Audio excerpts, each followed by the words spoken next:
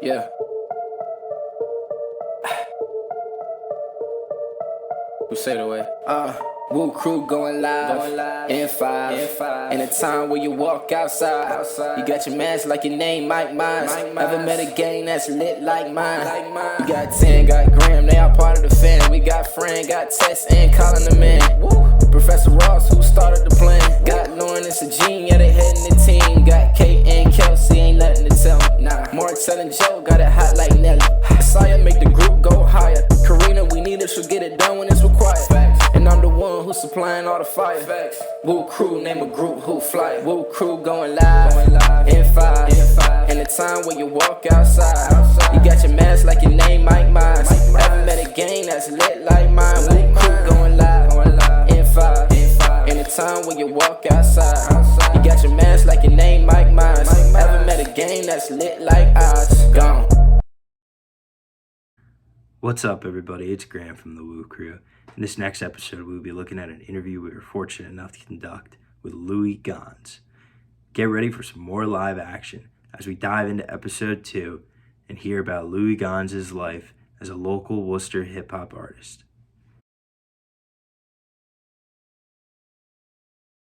What's going on, fellas? How you doing? Good. Nice to finally meet you, Louie. Yes. Thank you for asking me, man. I'm like, you know what I mean? Why I was the selection. I'm very honored. Thank you. Appreciate that.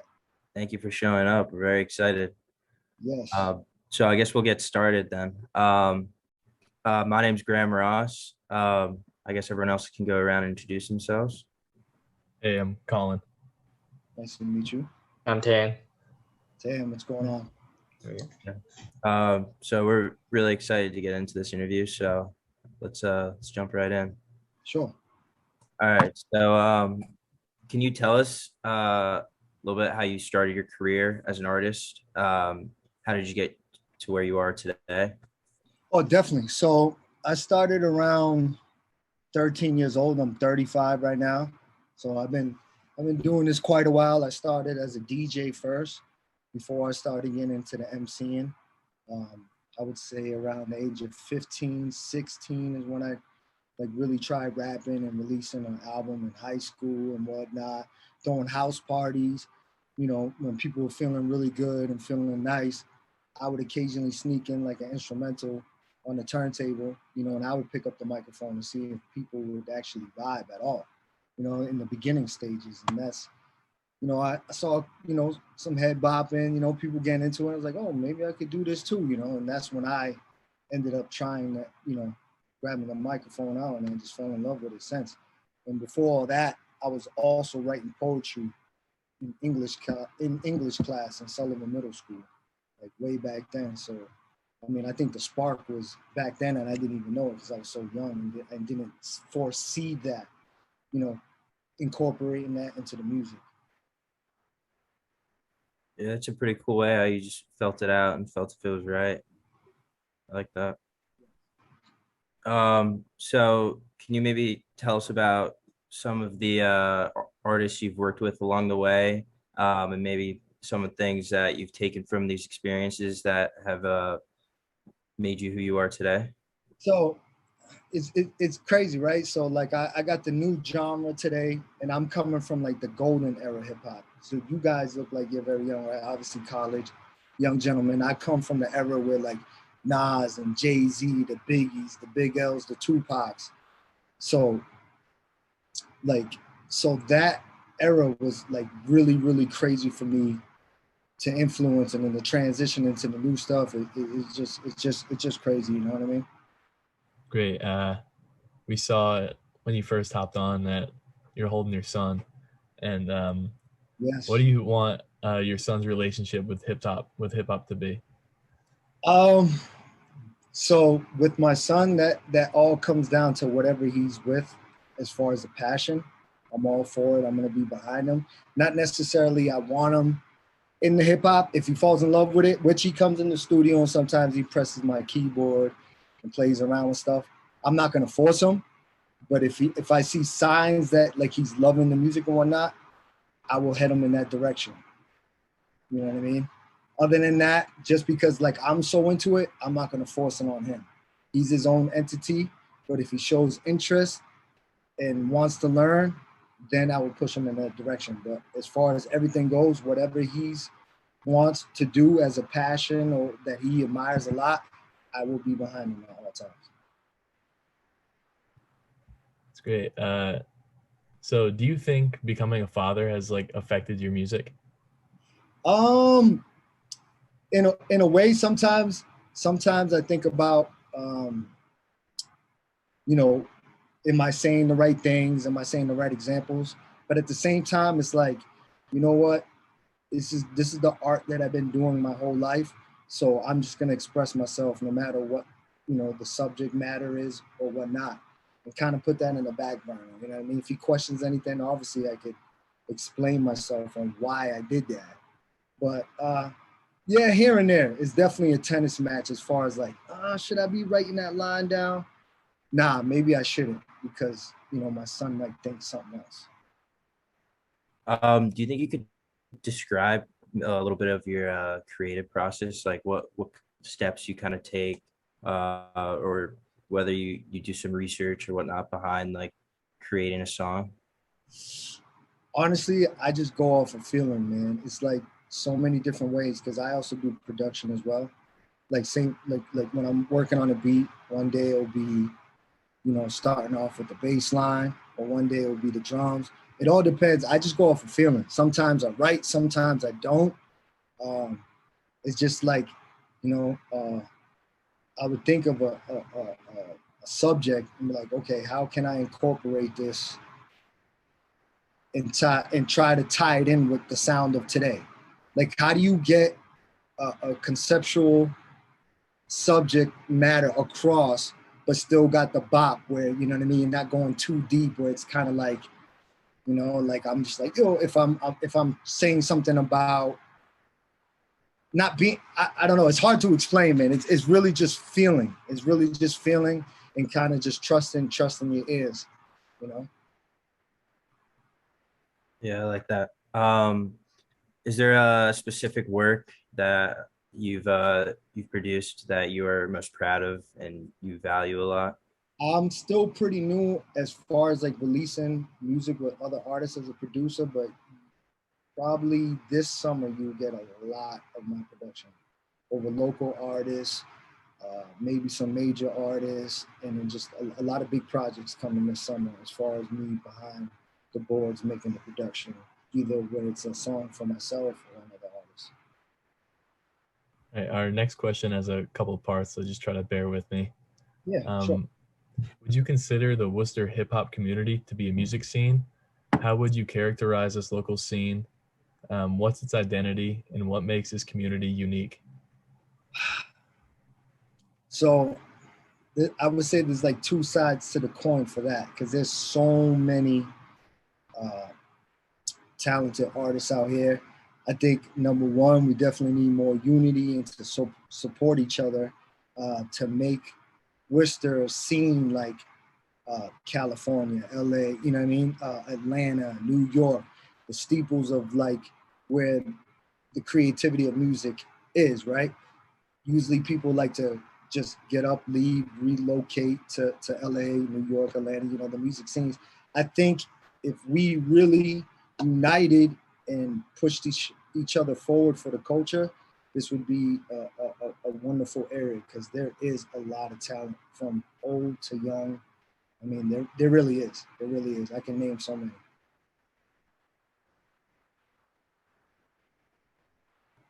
I think that's really great insight. And now we'll move on. I kind of want to talk more about your songs. And in your recent song, Killer, which is an absolute banger, everyone's a killer, you commented about the overall violent state of the world. What events kind of led up to you producing a song? So Killer pretty much is like, obviously, I'm pretty sure everybody is feeling like I am with the gun violence or whatnot. Like it's time to move forward from either it's in the street with the gang violence to just, people who really can't handle their emotions with a gun. I put some of my personal experiences in the first verse. And pretty much the second verse where I switch my whole tone, where I'm kind of more melodic.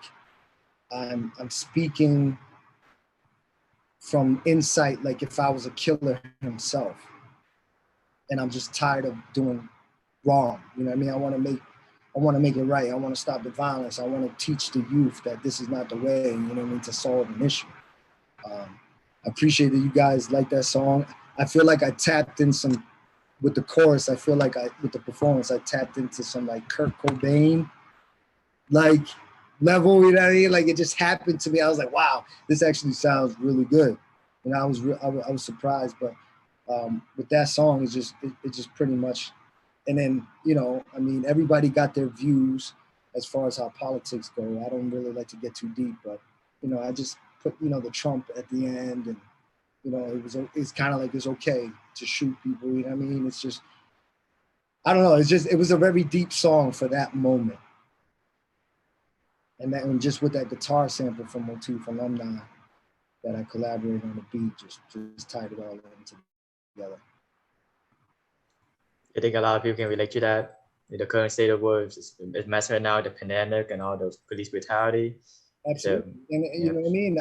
Like I said, I'm a little bit older, and I'm sure like you young gentlemen have thoughts of your own that, you know what I mean, this place could get a little scary, you know what I mean? Definitely more than ever right now, we definitely need more love, more peace, more support, and, you know, and less drama and less negative energy, for sure. And going on to that, in your 2019 song "My City," you discussed some of these issues in Worcester specifically. In your opinion, what do you think is the biggest problem Worcester is currently facing? And in addition, have some of the issues touched in the song improved or worsened? Pretty much the unity, like, you know, piggybacking on what I said to, you know, to the questions a couple back, just the unity, you know what I mean? Just like, I'm trying to think of the bars that I said, that I don't know if you guys watched the video, the My City video, the animation, there's like a certain part where me and the other artist that's on it, shout out to 40 Stacks from Worcester, where I meet up with him in front of Union Station. You know what I'm saying? And I feel like that was the highlight of the song. That's just everything I said, from negative to positive to what the city is involved with, it's just the main thing is the unity. I can't stress that enough. You know what I mean? For Worcester, it's just unity.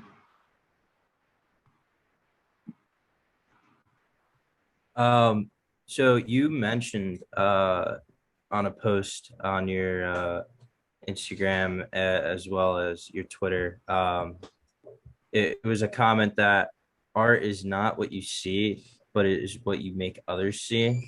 How have you taken that and used it into your own music to try to push maybe certain visuals or depictions? Yeah, because so you got your own perception and everything, right, in your mind.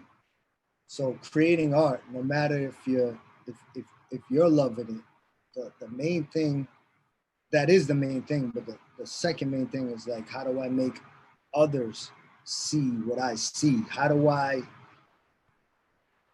is the rollout gonna pan out, you know, where people are like, wow, I really understand, whether that's the feeling of the record, the you know, the cover art, the visuals for it, you know, just everything tying together. How do I make you understand? Like, because art, you're just giving a piece of yourself.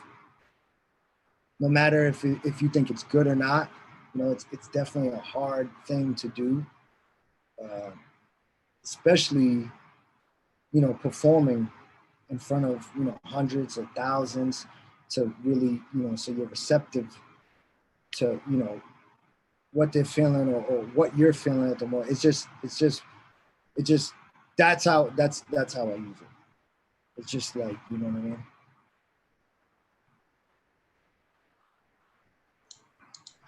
And around April 2020, you posted a message that you said that you decided to step away from the mic for the time being.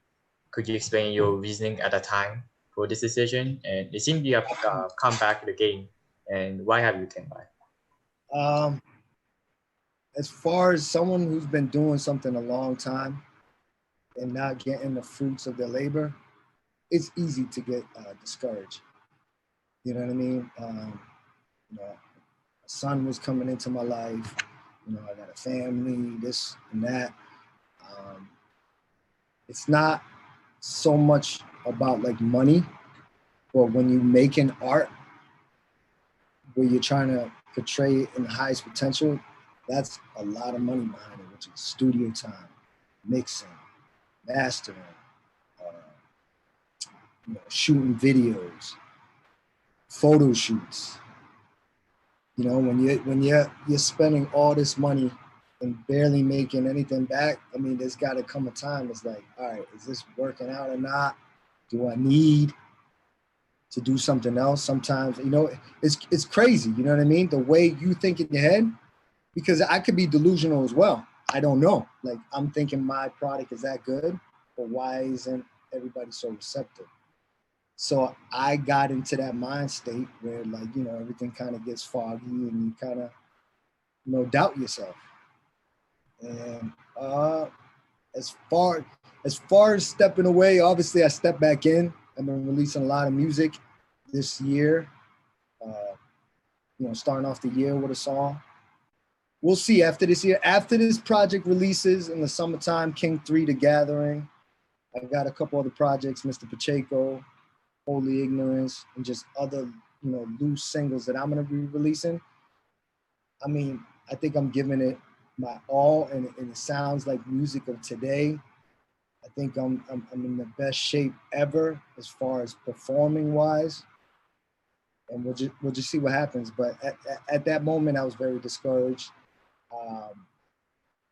But it's got to be a point in time when you kind of got to put down the mic. But as far as production, I always continue forever.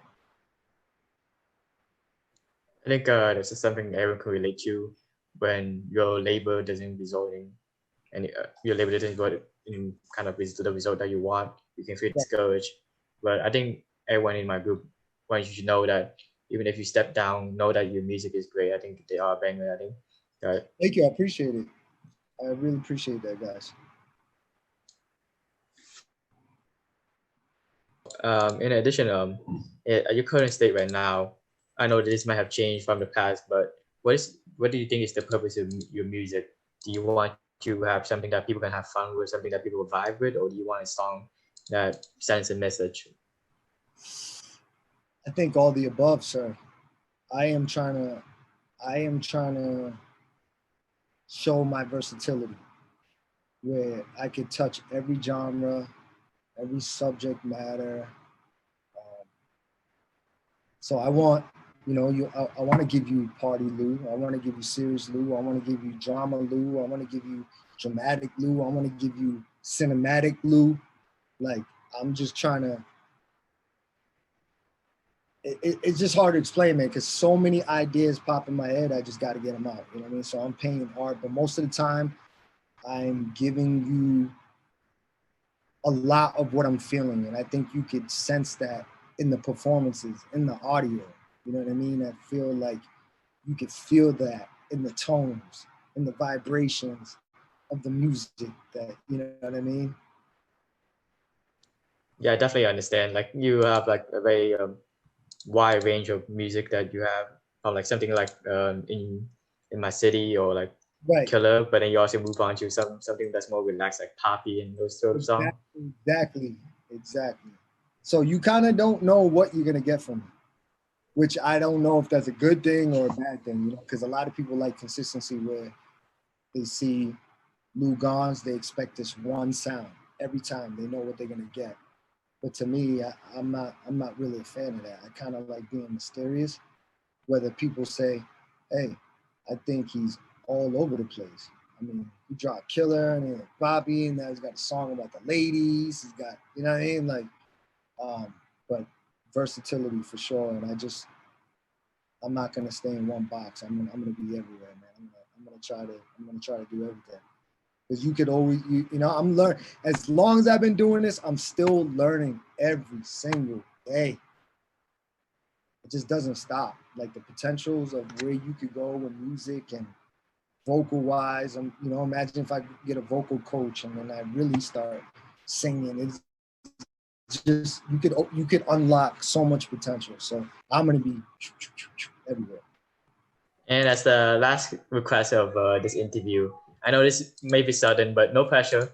But is it possible for you to do a little short freestyle right now, or maybe a preview for your upcoming song? I can maybe give you a preview of like a new song. Now, does it have to be censored? I don't think our professor would care. Okay. So I'll just play something that's coming out, near the summertime this year. This one's called Let's Get It. It's produced by myself. Let me know if it's too loud. If it is, I can stop it. Is that okay? Through my city with the top back. Real trippy, couple checks with the socks. Biting on my style, you sucker better stop that. I ain't safe, let the place keep a block back. When I beat you on, then I'm off back. Hitting everything in my way, just an all black. Gotta make every DJ bring the song back. Everybody sleep, wake them up from a long nap. Money makes the world go around. Whoa, Henny makes your girl go down. Boss, you a brown nose. It's some new shit, you should down low. This is what the game's been missing. It's the same rendition. All your lanes always claim y'all different. Friend up, claim y'all. Let's get with the AR, speculate your frame off your chin. People don't want you to win. I just see you stick this swim. So I'm in the gym, shooting all my shots at the rim. Till I get a black times 10. Standing on my grind, like a bad chick in the club. Everybody wanna show me love. What's on your mind? People going through hard times. Everybody wanna take drugs. That's all I'm previewing right now. I don't know if it's clear or not, but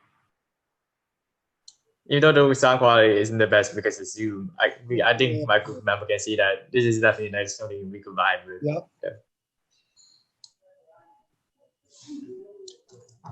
Yep.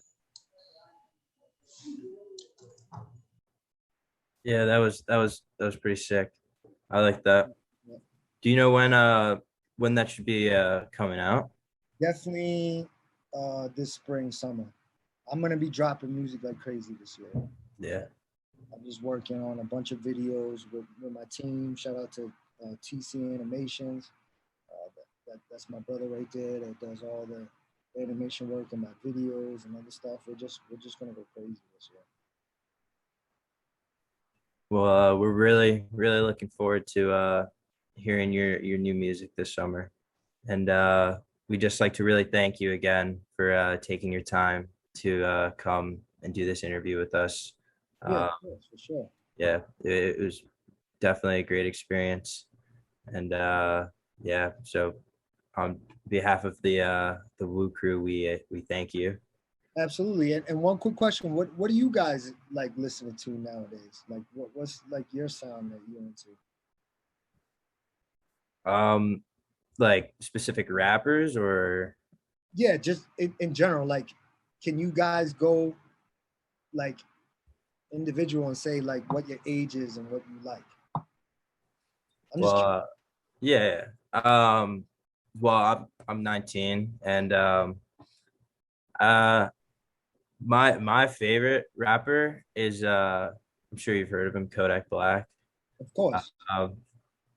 I mean, yeah, at times like some of the music can be a little aggressive and a little violent. But I don't know. He's just one of for me, he's just one of those rappers that like you can listen to multiple of his songs, and like he'll release an album, and I'll just find at least like I'd say 75% of the songs enjoyable, and I'll add them to like playlists. So he's definitely one of my favorite artists. Well, what do you think makes you connect with him? Like, what's the number one thing?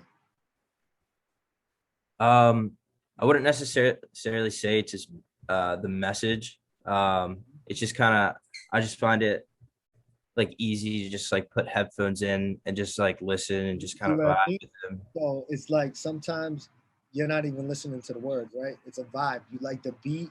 Yeah. How melodic or whatever, however his how the words just kind of flow. Yeah, whatever his cadence is to that beat that you like, you're like, oh, okay, I like this. Yeah, I really enjoy I usually listen to him a lot when I'm doing work or something. It's just something kind of consistent and like Yep. everything's very similar and like like I said, obviously it's not always like something spreading like necessarily a good Yeah, of message. course. And There's obviously some songs that tell a story right. about his life or an experience, but I just think he's very What you're consistent. saying, I'm trying to tie all that in together, Hmm. that vibe. When you still break down my song at the end of the day, you're like, whoa, that was actually pretty crazy. Yeah. You know what I mean? Like what he was talking with, but you still got a vibe and you were bopping. Like, man, I wanna put this in my playlist for the gym. I wanna Yeah. go and run with this or da da da da da. Okay. Colin, let's go. How old are you, sir? All right, What, I'm also like, 19. it don't even have I'll to be rap. Whatever you well, yeah, I'll take you on a little tour. This is a wall in my room there you go. of all my favorite I mean, albums. he's Uh, doing like mad villain stuff, you know. yeah, I mean, yeah. like, I'm a huge Doom yeah, fan. he's Huge got Kanye fan. Huge Kendrick the fan. Q Oxy album. I see Yeah, yeah, on. No, that's all. Yeah, definitely. Okay, so he likes that side. yeah. 10. Let's go, Papa. Yeah. I'm 19 and I'm mostly what I'm looking for in like rap is like these lyrical stuff because I kind of grew up listening to Eminem and I really enjoy what rap can do with like words. So I Yep. definitely am a fan of like MF Doom. But right now I'm also one of my the people that I have most fun with listening to is like Denzel Curry. He's a really aggressive Yep. rapper and has a way with words. Yep. Do you guys know anything about like Griselda or anything like that dirty hip hop side? I don't know. Not too much. Nah. Let's see that. Sorry, that's like just the era I came up from. You know, they're super dope. But if you guys don't know, that's okay. You can look them up, Griselda. You know, that's more like dirty hip hop. Like Colin, you know about like Alchemist and Freddie Gibbs, obviously. Yeah, You know, yeah. I got a Gibbs album up there. yeah. So I mean, you guys could do a little homework with Colin though. He's got a little bit of that old flavor in him. You know what I'm saying? For being 19, he's got some pretty classic albums. I like seeing that stuff. I just appreciate, you know, young, fine gentlemen selected me for the interview and want to know a little bit of my background and for the city and whatnot for your project that you Thanks so much for being here. know. Yep. Make sure you go Appreciate see it. Worcester Red Sox. Shout out to my Worcester Red Sox family. Of course, yeah. Of course, yeah. I don't know I'll if be you there guys opening day. if you guys seen any of the like, you know, the promotions and stuff. I was actually the one doing the narrations and the music with my producer partner and stuff. I don't know if you guys, you know, follow the Worcester Red Sox, but you would see me shout out to the Worcester Red Sox family. Alex, Joe, TQ, everyone out there. Thank you. Dr. Charles. And once again, thank you. And we will now end the recording and end the interview here. No problem. All right. Thank you guys. Let me know. Thank Hit me up an email. I wish you the best of luck. Thank Yes, you. sir. Take care. Yeah, You thank you. enjoy it. And now, a word from our state rep, Daniel Donahue, about an important nonprofit organization located in Worcester. We hope you will support in solidarity with the Woo Crew. Hi, I'm Daniel Donahue, Massachusetts State Representative for the 16th Worcester District. I'd like to take this opportunity to tell you a bit more about Abby's House, a nonprofit organization that values women from diverse backgrounds and experiences in my hometown of Worcester, Mass. The mission of Abby's House is to provide shelter and affordable housing, as well as advocacy and support services to homeless, battered, and low-income women with or without children. This is an important organization in our community, values hospitality, diversity and inclusion, compassion and respect, women's self-determination, and collective effort. Holy Cross was the first class to help support the women of Abby's House by providing volunteers to staff the shelter dating back to 1976. And Holy Cross students and alumni continue to partner with Abby's House by providing monetary, in-kind, and volunteer support. I hope you'll consider joining us by making a donation to Abby's House in honor of their 45th anniversary. Your donations will help to keep in operation the 79 units of supportive housing and 9 overnight shelter beds of Abby's House. Additionally, your donation will contribute to the wonderful programs of Abby's House, such as providing each woman with an advocate who helps her identify realistic goals and provides her with the tools she needs to achieve these goals. If you are able and willing to make a gift to this amazing nonprofit, please click the link accompanying this video. If you would like to learn more about Abby's House, including opportunities for volunteering, please visit them at abbyshouse.org. Thank you. Thank you for your time listening to our state representative talk about this great opportunity to support the Worcester community. And now back to the Woo Crew for more excitement.